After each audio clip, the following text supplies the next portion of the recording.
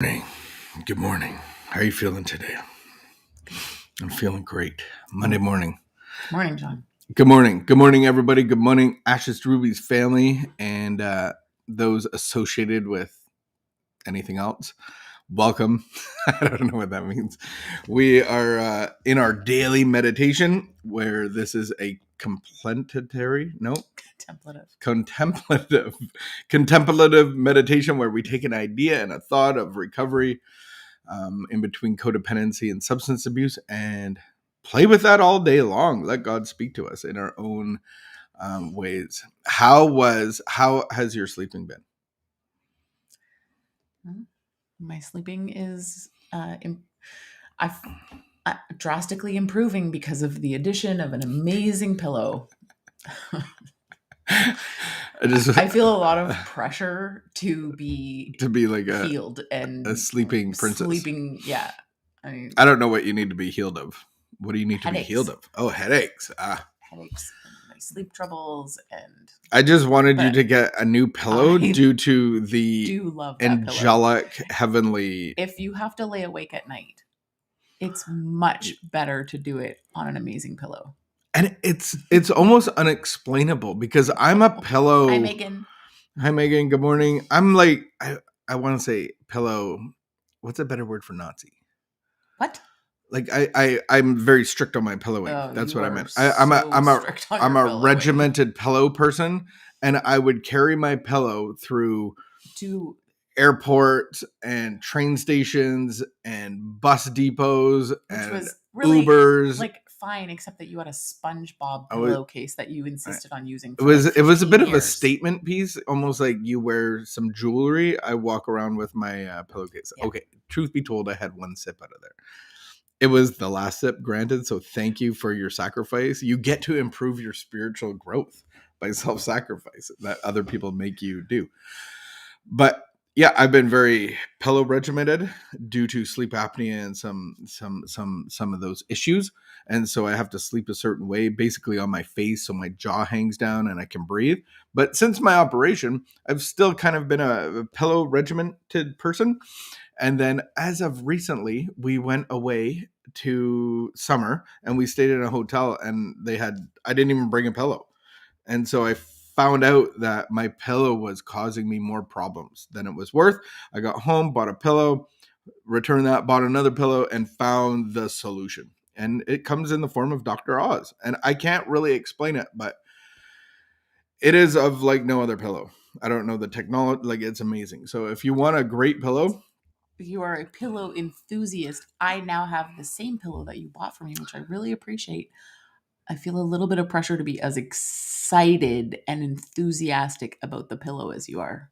But I also have to remember that in general, like you could eat a really great hot dog at a corner store and be just as excited. And I was listening to a podcast and they were talking about like personality types and there's a certain personality type that needs to go back into the corner store and tell the guy how amazing his hot dogs are. And I was like, oh yeah, that's my husband. That's my husband. He needs to go back into the bay and tell them how amazing this pillow is. So then you take that and use it as pressure for yourself to be like more excited. Like if you literally go out in the front yard and for some odd, I love the pillow. And somehow you figure out how to put together my tree trimmer and you start electronically cutting up the pillow and whatever's in there is flying out. I'm just going to assume that you didn't like your pillow.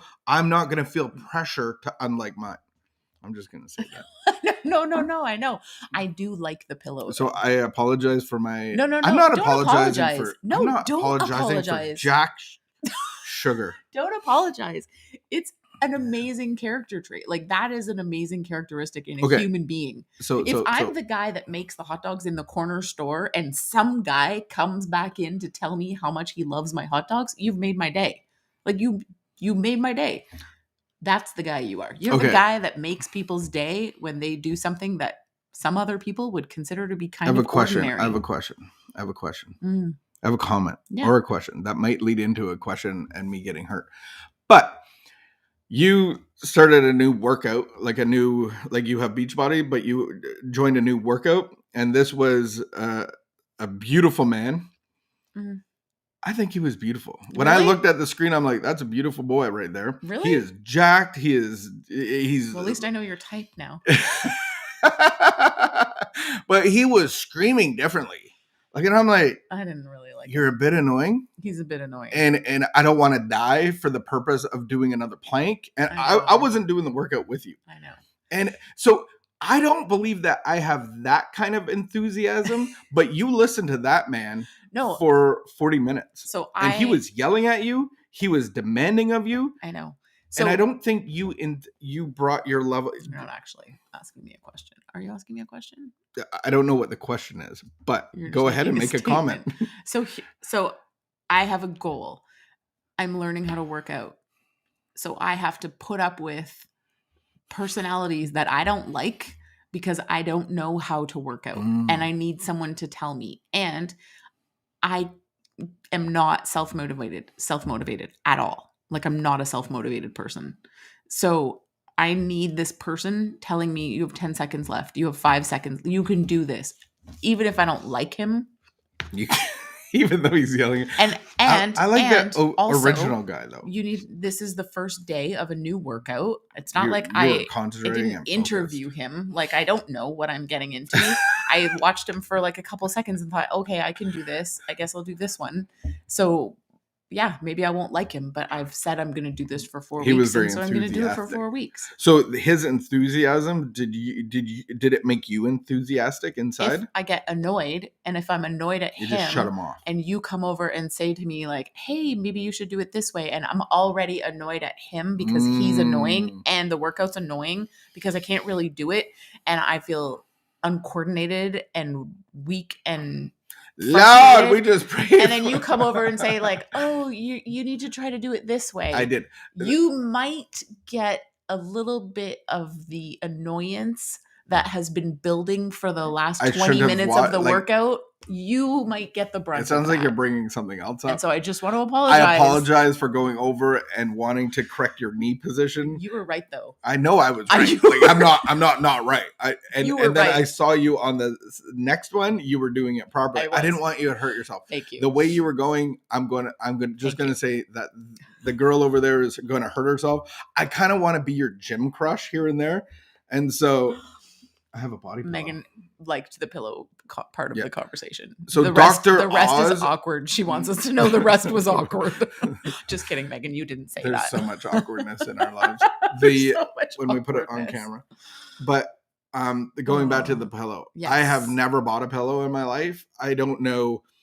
I don't know how I've got away with not buying a pillow. Didn't know. 40. You wouldn't even let me buy you a pillow. Occasionally, I don't know where I got the pillows from. Like, where am I getting pillows from? I had to buy pillows, trade them, put them in the same pillowcase. I've had pillows and throw out your pillow. I've had pillows disintegrate. But I've never bought a pillow in my life. Like, how have I made it through this life without buying pillows? I just told you how. Okay, thank you.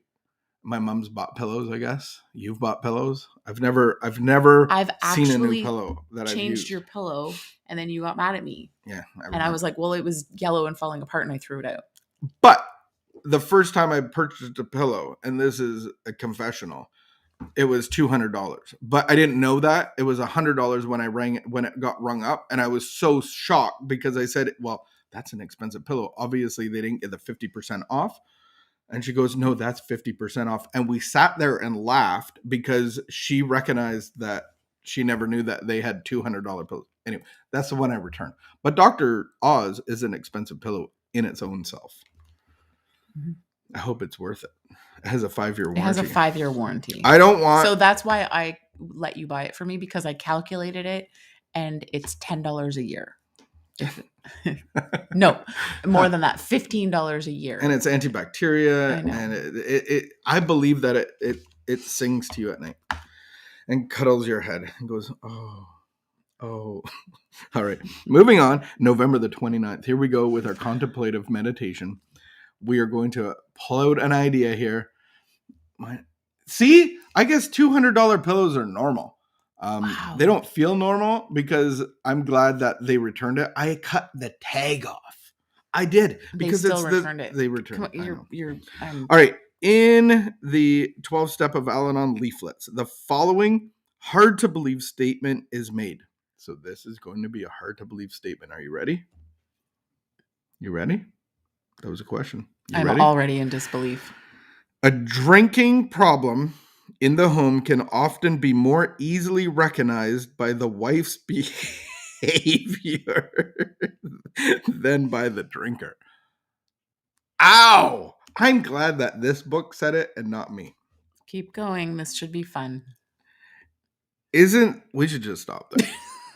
Isn't this an inevitable consequences of our turbulent emotions, our despair, our uncertainty?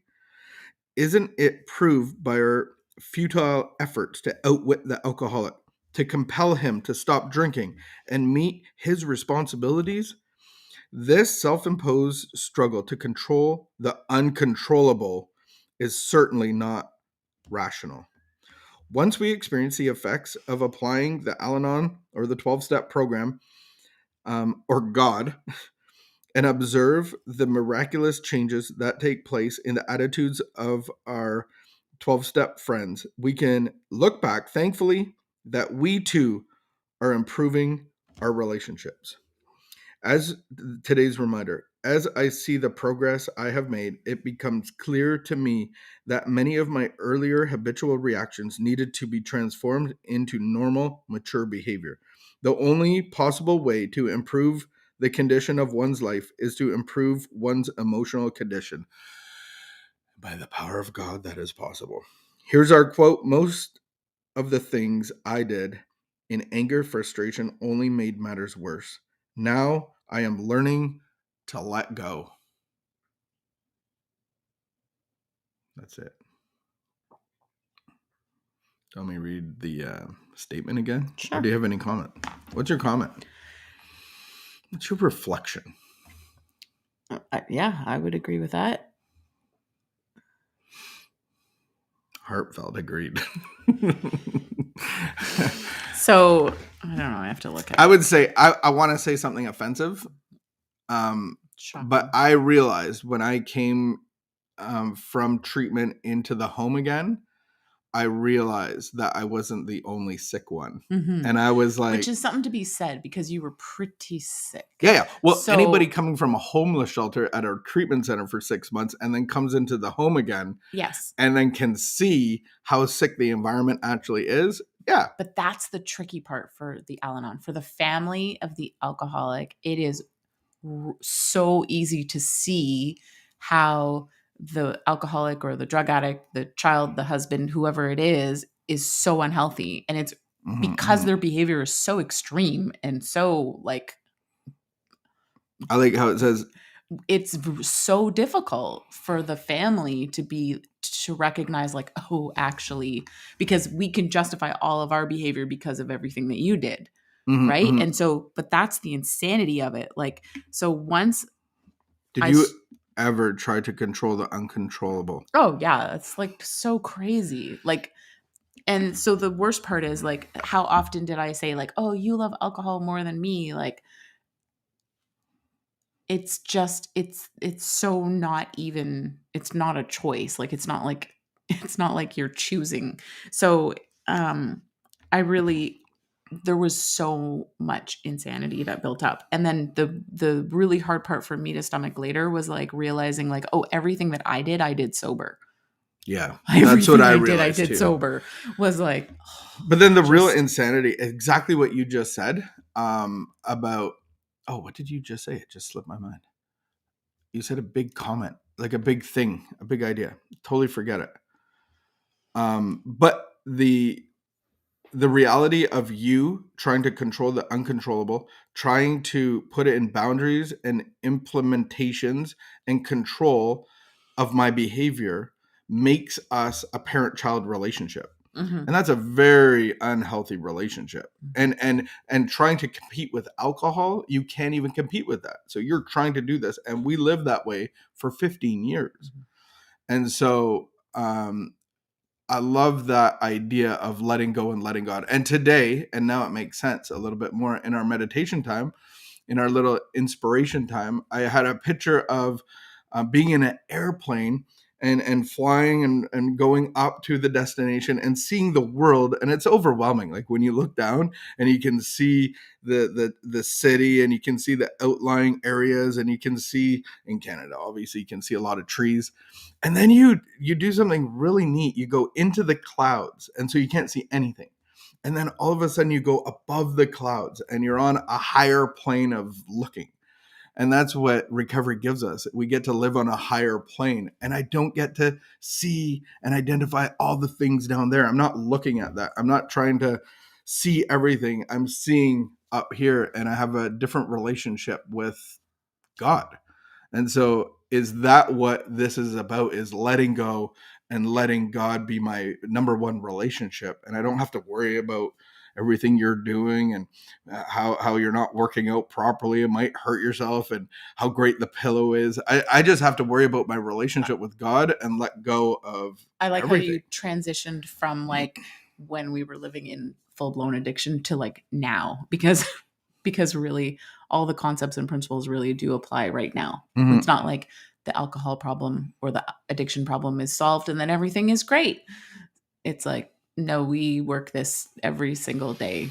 I think probably for the rest of our lives. I'm not sure if life ever just becomes smooth sailing, because then we'll just like lean back and take everything for granted. My favorite part of every day is meeting with you at 8:00 and doing communion.